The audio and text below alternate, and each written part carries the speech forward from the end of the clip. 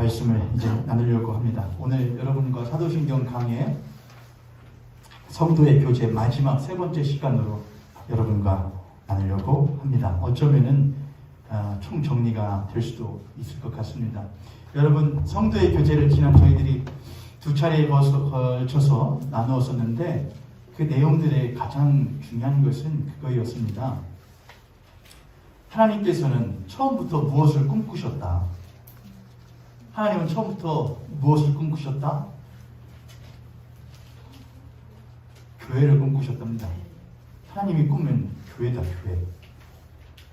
근데 교회라고 하면 우리는 무엇만을 생각하는데, 모현교회, 행복한 교회, 기쁨의 교회, 향기교회, 무슨 교회, 이렇게 생각하지만 사실 교회라는 것은 누구를 머리로 한?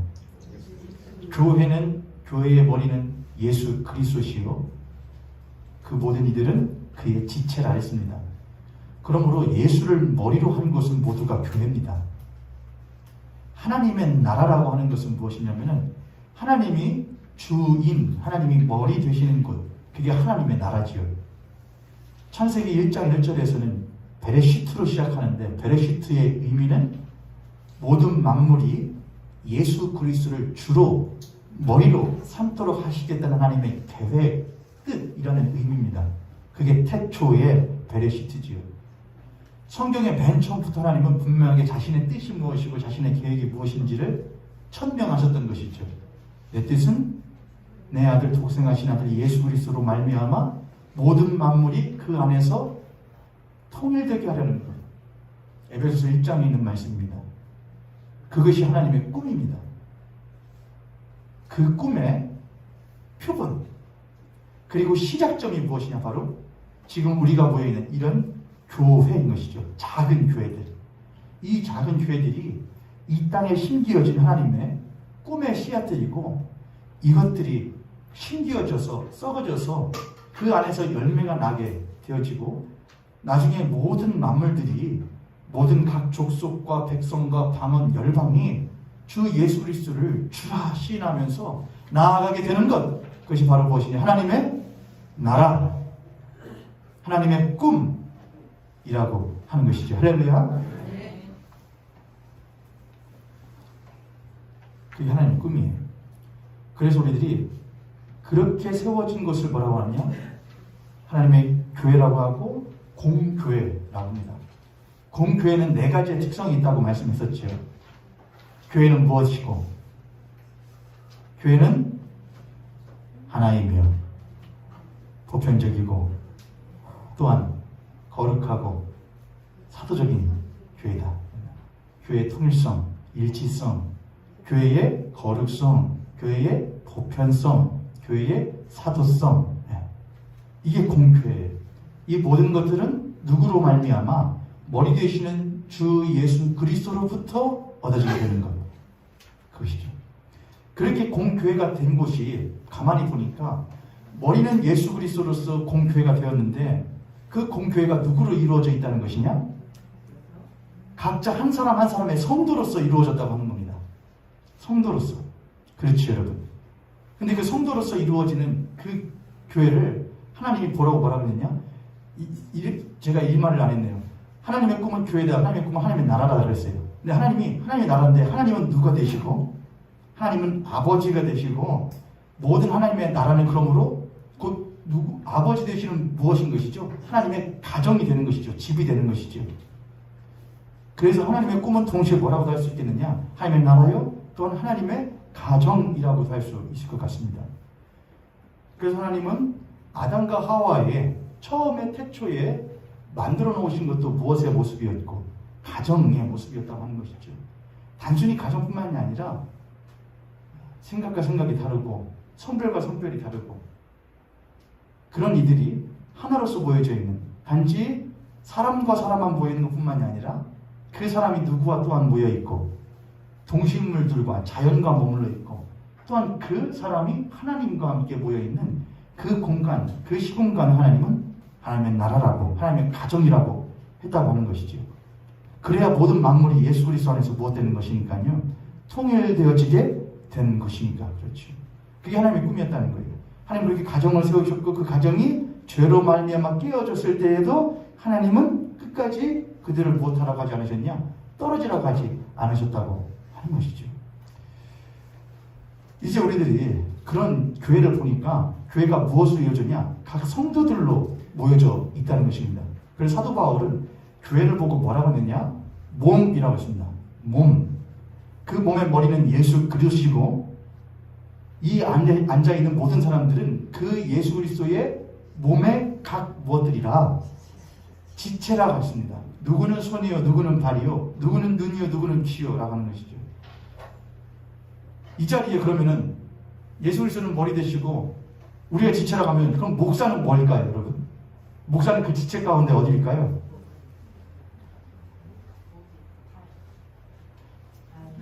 이게 여러분이 생각하시는 지금 목이라고 하시는 분들은 당연히 말씀을 대언해가지고서 받아서 하니까는 하나님 예수님이 머리면은 우리가 몸이면은 그 가운데 매개체는 누구시네?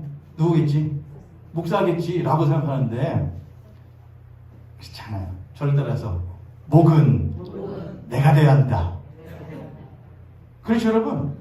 다시 한번 교회의 몸에 목은 내가 돼야 된다. 그런 좀 욕심을 가지세요 여러분.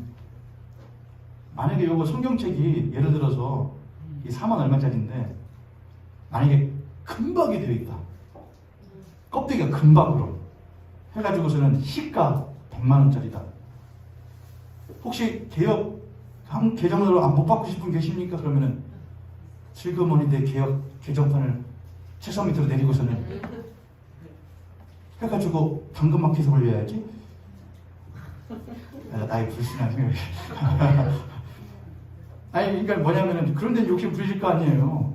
근데 목이 돼야겠다고 내가 목사만 목 만들려고 하지 마세요 여러분. 그럼 교회 망해요. 목사는요 어떻게 목사가요 이 목사가 목이면은 목이 얇겠어요 두껍겠어요? 그 몸이 교회의 목이요 목사면은 이만해요. 기껏 인간이에요. 그럼 또 성도님은 그러시겠죠. 성령의 붙임을 받아가지고 강권에 하여 주의 종이에 해가지고서 그냥 그러니까 목사가 못하냐? 안 그런데도 못 쓴 척 하려고 두꺼운 척 하려고 하는 거예요. 근데 뭐를 지탱해야 되잖아요. 머리를 지탱해야 되잖아요. 그분은 무거워요 안 무거워요? 존귀하신 분이라고요.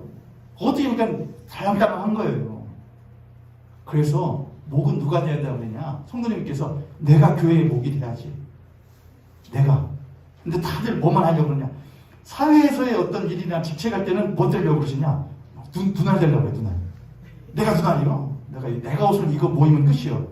근데 교회에서는 나는 여기 저기 손톱 옆에 큐티클 있지 이거. 이 정도. 난 있어도 되고 없어도 되고. 그러지 마세요, 여러분. 저를 따라서 내가 교회의 중역이다. 여러분이 중역이에요, 여러분. 목사만에게 모든 성님하세요. 아까 발이라고 그러셨는데 발은 제가 하도 목사님 교회에 깔기다 했더니 이제 여러분 맞아요 여러분. 목사가 한다면 목사는 발이 되는 게 제일 맞는 것 같아요.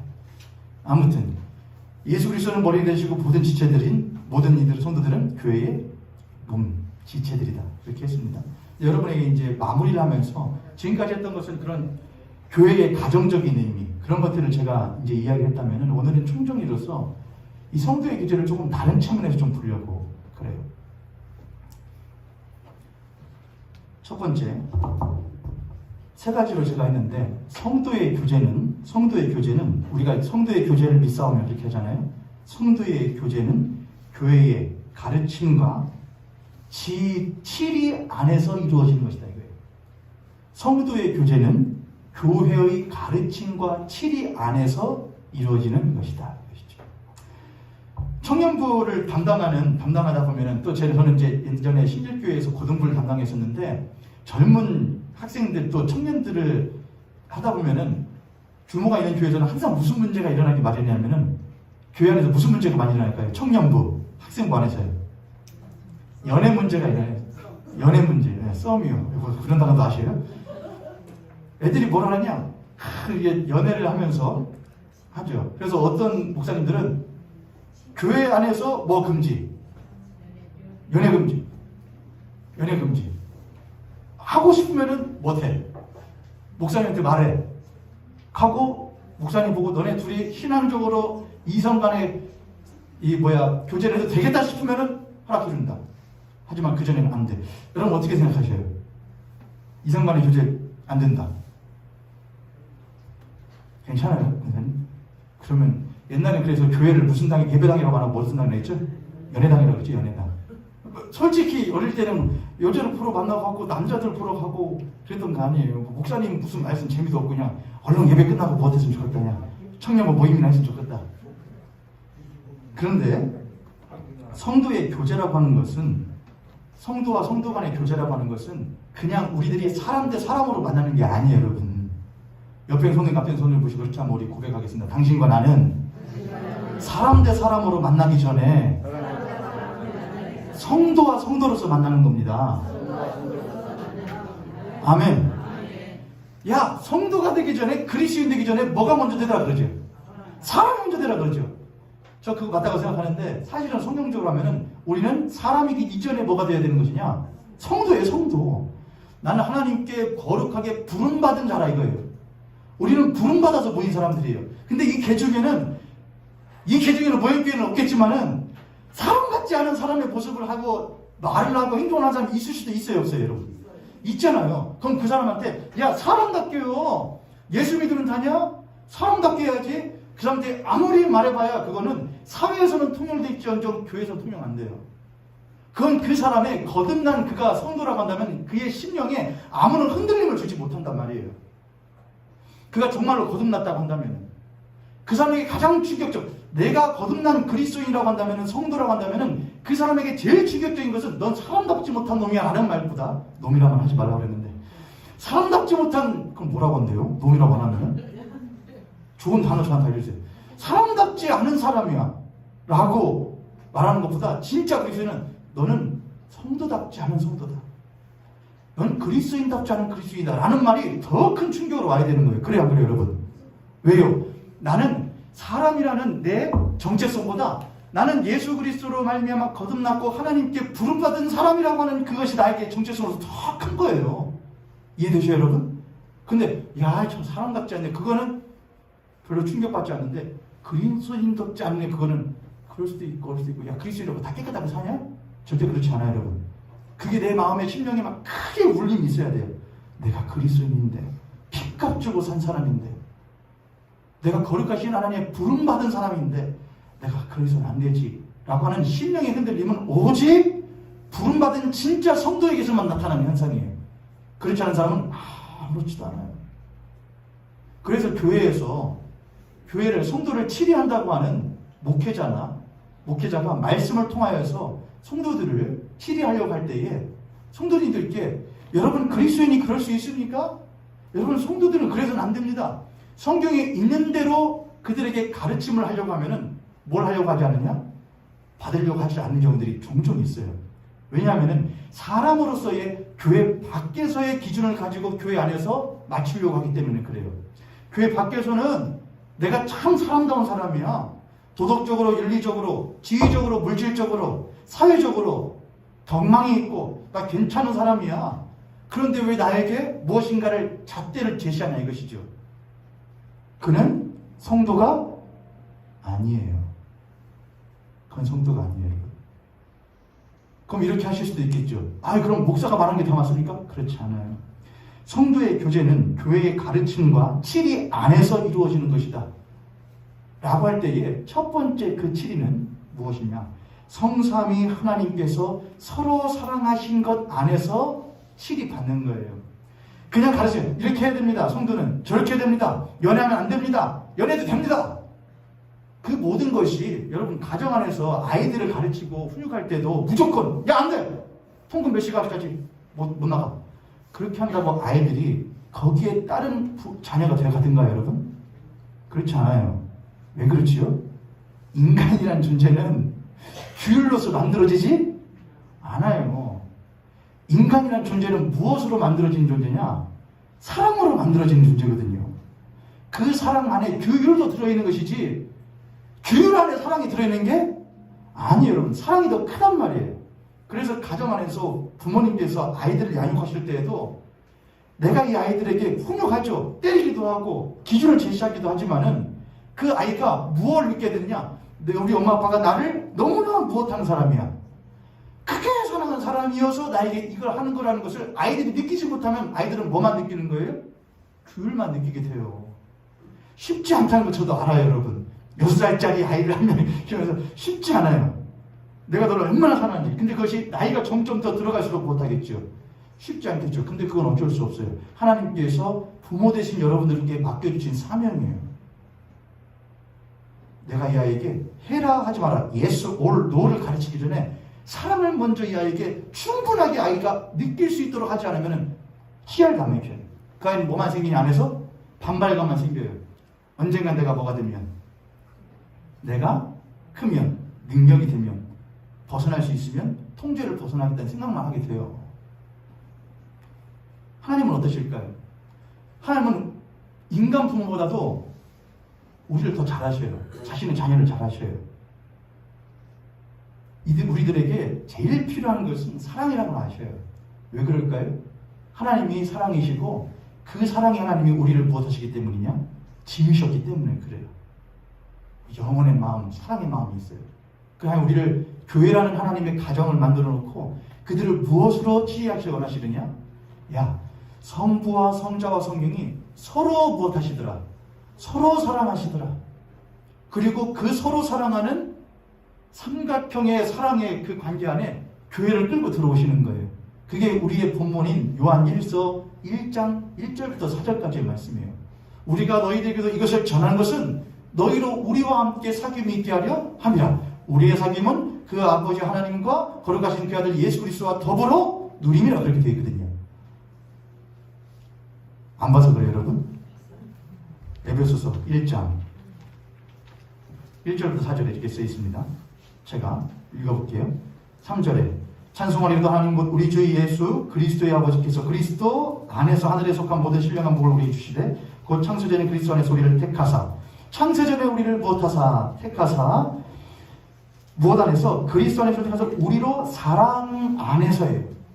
사랑 안에서 그 앞에 거룩하고 흠이 없게 하시려고 그 기쁘신 뜻대로 우리를 예정하사 예수 그리스도로 말미암아 자기 아들들이 되게 하셨다. 그럼 또 요한 1서로 가보세요. 이번엔 요한 1서. 금방은 에베소서였고요. 요한 1서 1장으로 가면 저도 성경책을 바꾼지 새거로 바꾼지 얼마 안 돼가지고 안 넘어가는데 요한 1서 1장 3절을 보면 우리가 보고 들은 말을 너에게도 못하는 것은 전하는 것은 에베소서 1장에 있었던 예수 그 사랑 안에서 예수 그리스도를 우리에게 허락하셨던 그 아버지께서 그것을 우리들이 너희에게 전하는 것은 너희로 우리와 사귐이 있게 하려니 우리의 이 사귐은 그건 교제예요. 교제. 사도신경에 말하는 성도의 교제, 성도가 서로 교통하는 것, 그게 사귐이에요. 사귀는 거예요. 우리의 사귐은 아버지와 그의 아들 예수 그리스도와 무엇함이라 더불어서 누리는 거라. 그러니까 아버지와 그 아들 예수 그리스도와 성령 하나님과 이 삼위일체의 사랑의 삼각형 안에 누구를 끄집고 들어온 거냐? 너희를 끄집고 들은 거예요. 그 너희가 누구예요, 여러분? 절대서 바로 납니다. 바로 나예요. 성도를 끄집고 들어오시는 거예요. 그 성삼위 하나님이 무엇하자고? 그럼 무엇하자고? 사랑의 삼각형 안에 성도를 끌고 들어오면 성도도 같이 무엇하자고? 같이 사랑하자고요. 그 안에서 구약에서 말하는 것처럼 율법과 규례와 율례와 법도대로 막아서 해! 안 해? 죽어? 안 죽어? 그렇게 하는 하나님 우리는 이해했는데 그렇지 않다는 거예요. 그 하나님 우리를 지극히 사랑하사 자기의 독생하신 아들 예수를 값없이 내주셨다 이거예요. 값없이. 무엇하자고요? 사랑하자고요. 내가 너희들에게 그렇게 해! 하지마! 예수 언론을 가르친 것은 너희들에게 그것이 아니라 너희로 하여금 참으로 사랑 안으로 끄집고 들어오기 위해서야. 단 사랑 안으로 끄집고 들어오기 위해서는 하나의 단계를 넘어서야 되는데 그것이 뭐냐? 죄의 문제였기 때문에 그래요. 하나님 앞에 고개 숙일 줄 모르는, 하나님 앞에 순복할 줄 모르는 인간의 그 끊임없는 두꺼운 죄성을 하나님께서 들추어내기를 원하셨던 것이죠. 그게 율법의 역할이었어요. 율법의 역할을 율법 앞에서 야, 난 율법 앞에 비춰보니까 난 진짜 못난 놈이네. 그것도 들추어나는 것이에요. 율법을 비추었는데 그래서 어쩌라고? 그게 나랑 무슨 상관인데 하는 것도 들추어지는 거예요. 하나님 앞에 높아지는 것도 낮아지는 것도 모두 들추어놔서 하나님 앞에 모든 사람들이 다 무엇임을 죄인임을 깨닫게 하시고 오직 하나님의 사랑만이 그 죄인들을 품어내시어 자신의 품으로 끌어오실 수 있음을 깨닫게 하시는 것이 하나님의 성도의 교제 안에서 보여주신 하나님의 가르침이었던 것이죠. 할렐루야. 하나님은 교회를 서로 사랑으로서 가르치기를 원하셔요. 그럼 성도의 교제는 교회의 가르침과 치리 안에서 이루어져야 됩니다라는 말은 단순히 목회자가 여러분 뭐 하십시오, 교회 나오십시오, 뭐 하십시오, 그거 아니라는 거예요. 여러분, 성삼위 하나님께서 우리를 사랑하시는 그 사랑 안에서 성도들이 가르침을 받고 또한 교제를 해야 된다는 말하는 거예요. 그럼 목사가 여러분에게만 yes or no를 가르치는 것이 아니라 여러분과 여러분 서로 사이에서도 그래요. 집사님 그러면 안 돼. 집사님 그럼 죽어. 그러면 예수님 못 믿어. 그러면 하나님 떠나게 돼. 좋아요. 해도 돼요. 그런데 그렇게 하면은 그 상대방이 충분히 무엇을 느낄 수 있어야 되느냐. 이 사람이 참으로 나를 무엇하는구나. 한 영혼으로서 귀하게 여기는구나. 라는 것을 느낄 수 있어야 돼요. 옆에 있는 성도님, 앞에 있는 성도님 보시고 우리 그렇게 한번 고백하겠습니다. 당신과 내가 마음 어린 사랑 어린 충언을 해줄 수 있는 성도가 되기를 원합니다.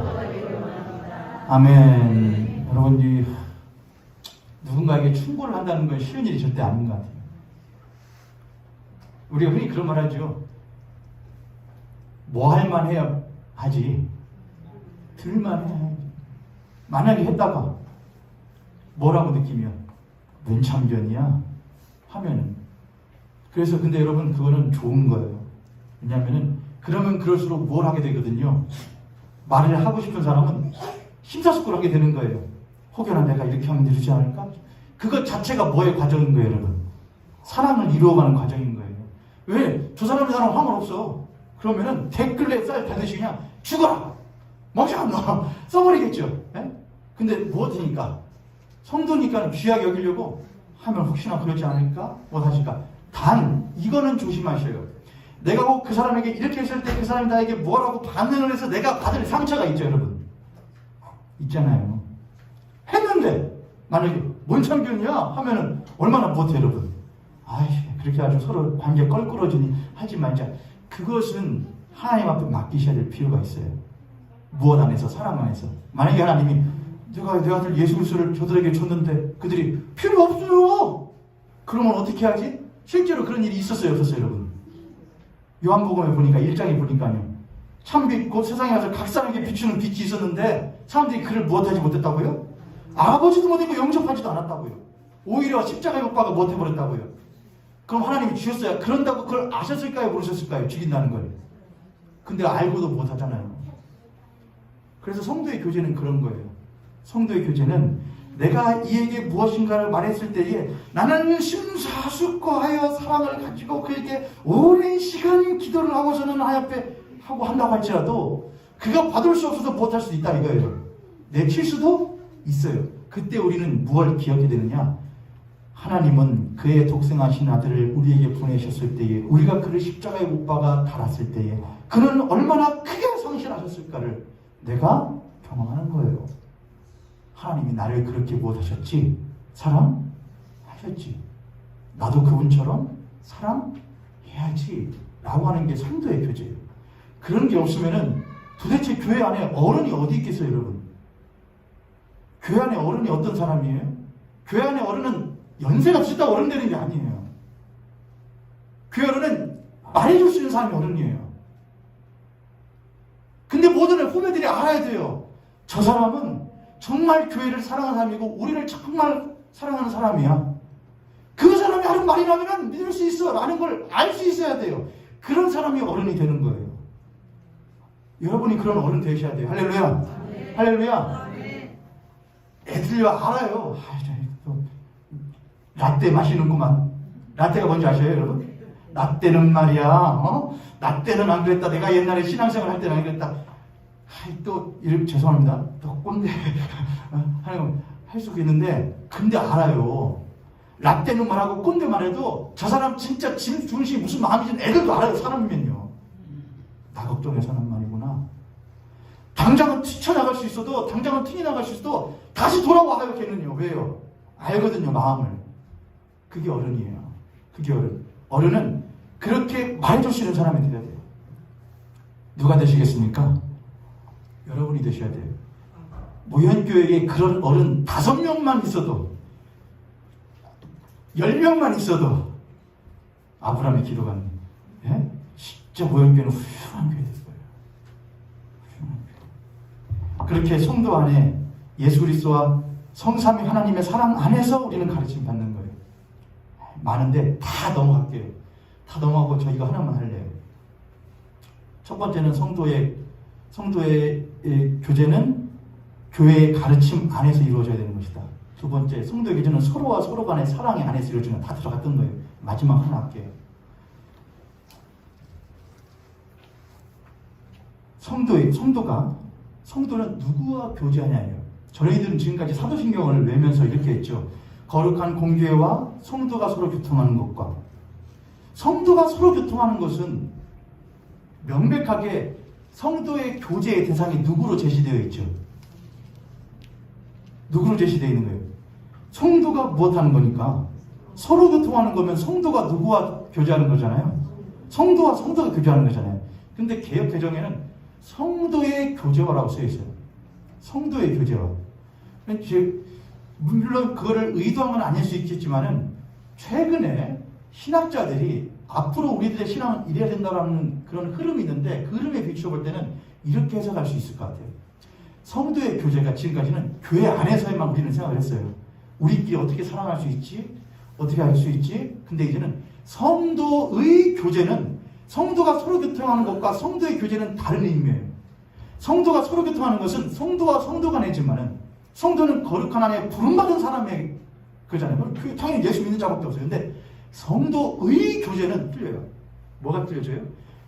제가 성도죠. 그럼 나의 교제. 그럼 제가 여러분하고도 교제하죠. 전 또 어디하고도 교제하죠. 제 가정에서도 교제하죠. 믿지 않는 저의 친지들하고도 교제를 해야 되죠. 전 또 누구와도 교제하죠. 성도로서 이웃들과도 교제해야 되죠. 또한 사회와도 교제해야 되죠. 시민으로서. 이게 성도의 교제예요. 우리가 한 단계 교회의 문턱을 넘어서서 생각해야 되는 거예요. 우리가 신앙을 고백할 때에 거룩한 공교회와, 공교회의 하나의 중요한 특성이 하나가 뭐였냐면은 보편성이었어요. 가톨릭. 그건 단지 모든 이상에 있는 교회들이 같은 하나의 교회다라는 것뿐만이 아니라 교회의 공공성을 말하는 것이었어요. 공공성. 모두를 위한 교회가 되어야 된다. 그렇다고 교회 문턱을 아예 낮추어서 교회 교리도 없고 그건 아니에요. 누구든지 올 수 있게 해야 되는 교회겠다 이거예요. 그럼 성도의 교제도 똑같아야죠. 거룩한 공교회와 성도의 부름받은 나의 교제, 내가 접하는 모든 이들과의 교제는 어떠해야 되는가를 생각해야 되는 거예요.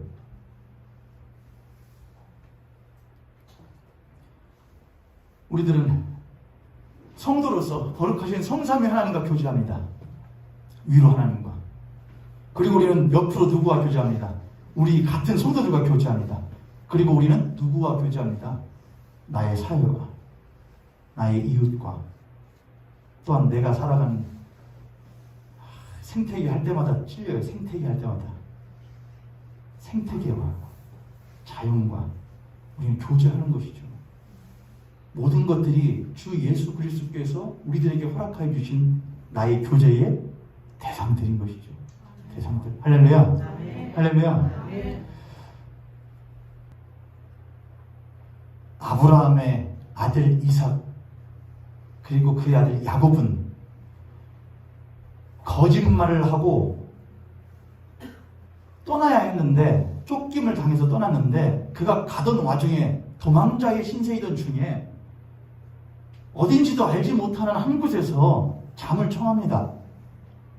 근데 그 잠을 자는데 환상 중에 하늘에서 계단이 내려와서 천사들이 오르락 내리락 하는 것을 보고 아침에 일어나 자신이 뱉던 그 돌을 세워놓고 기름 부어 하나님께 제사를 드립니다. 그리고 그곳 이름을 무엇이라고 하느냐? 벳엘이라고 합니다. 하나님의 집이라고 합니다. 그건 어딘지도 몰랐던 곳이에요. 장소도 특정, 불특정이었고 시간도 불특정이에요. 근데 거기에서 야곱은 누구를 만났냐?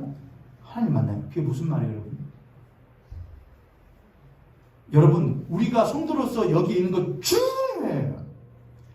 여기에 중요한 것을 더할 나위가 없어요. 그러나 또한 무엇이 중요하냐? 여러분이 여기에서 성도로서 함께 모여서 교제하는 것이 중요한 만큼 여러분이 성도로서 교회 밖에 나가서 세상과 교제하는 것도 매우 중요해요. 할렐루야. 할렐루야. 하나님은 어디에 관심 있으실까요? 집 안에 아주 화목해요. 가정인데 제가 봤는데 집안에 서로 이제 엄마 아빠 화목하고 서로하고 뽀뽀해서 그냥 애들하고 부둥켜고 그래요. 근데 집 밖만 나가면 뭐예요? 싸우고 댕기네. 그럼 정상이에요, 비정상이에요? 아이한테 그렇게 가르쳐요? 야, 집에서는 화목해도 됐지만은 집 밖에 나가면 막 싸우고 댕기네. 그렇게 해요? 안 해요. 안에서 새는 뭐 바가지 밖에서도 못하는 거고요. 똑같은 거 이어지는 거예요.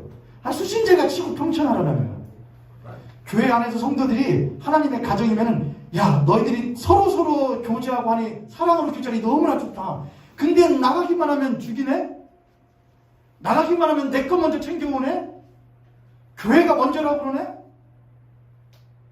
우리 게 먼저라고 그러네? 내가 너희들에게 어떻게 가르쳤냐? 내 것 먼저 챙기라 가르쳤냐? 아니면 남의 것 먼저 챙겨주라 가르쳤냐?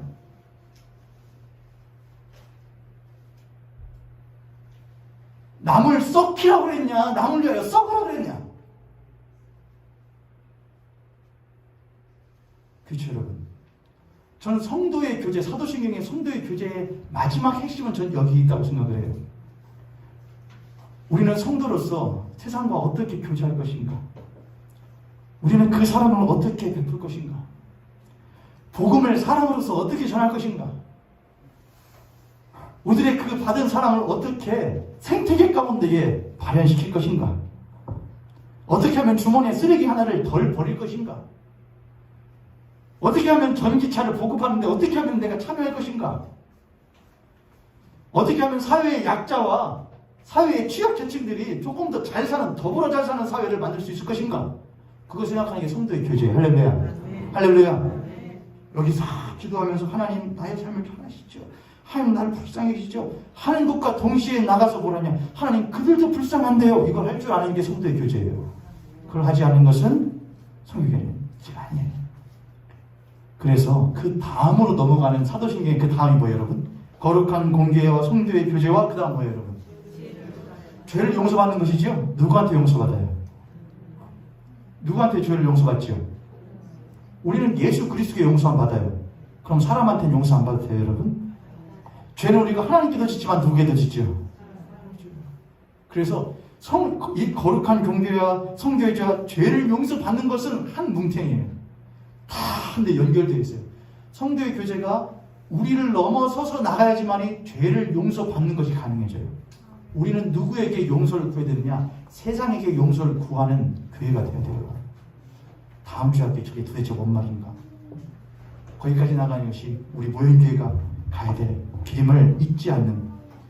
그래서 참으로 우리를 성도로서 불러주시고 성도로서 이 땅 가운데 살아갈 수 있게 하신, 교제할 수 있게 하신 하나님의 큰 그 뜻과 사랑이 무엇인지를 깨달을 수 있는 우리 모형교회 되기를 주님의 이름으로 간절히 축복합니다. 아멘. 축복합니다. 유럽의 성도님 같은 성도님 보시고 그렇게 한번 우리 고백하겠습니다. 당신과 내가 사랑으로 교제하고 우리가 세상과 사랑으로 교제합시다. 아멘. 끝낼까요? 2분만. 그래서 아니 초대교회가 지금 안 되세요. 초대교회가요. 성령 오순절날 성령 강림하고 나서 그들이 뭐를 해요? 6가지를 해요. 6가지. 자, 써놨어요. 그 사도행전 보면은 성경 제가 찾아볼게요. 사도행전을 보면요. 사도행전 1장하고 2장에 보면은 초대교회 때의 모습이 나오는데 2장 43절에 보면 사람마다 두려워하는데 사도들로 말미암아 첫 번째 기사와 표적이에요. 기사와 표적. 이적을 말하는 것이죠. 사도행전 2장입니다. 43절.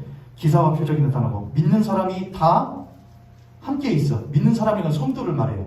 이거 우리가 모인 거잖아요. 지금 믿는 사람이 다 함께 모여 있어. 세 번째, 모든 물건을 못하고 서로 통용하고. 야, 이거 참, 여러분 옛날에 우리 교회에 그런 적 있는데 혹시 뭐 필요한 거 있으면 말씀하시라고. 그럼 내 집에 그거 안 쓰는데 드릴게 하고서는 주겠다고. 저거 괜찮은 것 같아요. 근데 또 그래 하고서는 진짜 별로 못쓸 만한 거 갖다 주고 그럴까봐 못하는데, 모든 물건을 좋은 것으로 서로 못하고 통용하고, 또 재산과 소유를 팔아 각 사람 필요를 따라 못하고 분배하고. 여기서 마르크스가 공산주의를 발상했다는 거 아닙니까? 날마다 뭐라요? 마음과 자의 성전에 모이기를 힘쓰고. 집이라는 것은 옛날에는 초대교회는 집에서 모였단 말이에요. 집에서 예배를요 집에서 했단 말이죠. 그러니까 떡을 뗐다는 건 뭐냐? 식탁 교제를 말하는 것이 인구가 동시에 뭐냐면 성찬을 말을 해요. 포도주를, 떡을 떼어서 이것은 우리들이 주님께서 주시는 몸입니다, 피입니다 다는 거예요. 성찬을 하고 떡을 떼며 기쁨과 순전한 마음으로 음식을 먹고 하나님을 참여하며, 여기가 중요해요. 하나님을 참여하며 온 백성에게 칭송을 받으니. 온 백성에게 온 백성은 누굴 말하는 거예요? 교회 밖의 교회 아니에요. 교회 밖이에요. 교회 밖 사람들에게 참 틀려. 참 생각하는 게 틀려. 그리스도인들, 예수 믿는 사람들 참 올바라. 그때 당시에 그렇게 했다는 거예요. 오늘날은 어떤지 모르겠어요. 오늘날에는 교회 지네들만 알고 굽힐 줄을 몰라. 그렇게 그렇잖아요. 아버지 참, 우리 모임교회는 그러지 마시오. 모임교회 여기 보여 써있죠. 온 백성에게 칭송을 받으며 날마다 믿는 사람이 무엇하더라? 더 하더라. 그렇게 쓰여있거든요. 모임교회 그렇게 되기를 축복합니다. 모임교회 막 사람이 더해지기를 원합니다. 안 원하세요 여러분? 저는 원해요. 모임교회 사람이 더해지기를 원합니다. 아멘? 믿은 대로 될지어다. 더해지기를 원해요. 근데 그 전에 뭐가 먼저예요? 칭찬받는 게 먼저예요. 칭찬받는 게. 칭찬받을 행함도 없으면서 모이기만을 구하는 것은 결국에 무엇만 또 하는 거냐? 칭찬받지 못할 그리스도인들 만드는 거나 다름없는 거예요. 그렇게는 안 돼요. 우리 모임교회는 비록 더해지는 것이 더딜지라도 칭찬받는 교회 되는 데 힘써야 돼요. 그런 모임 되길 원합니다.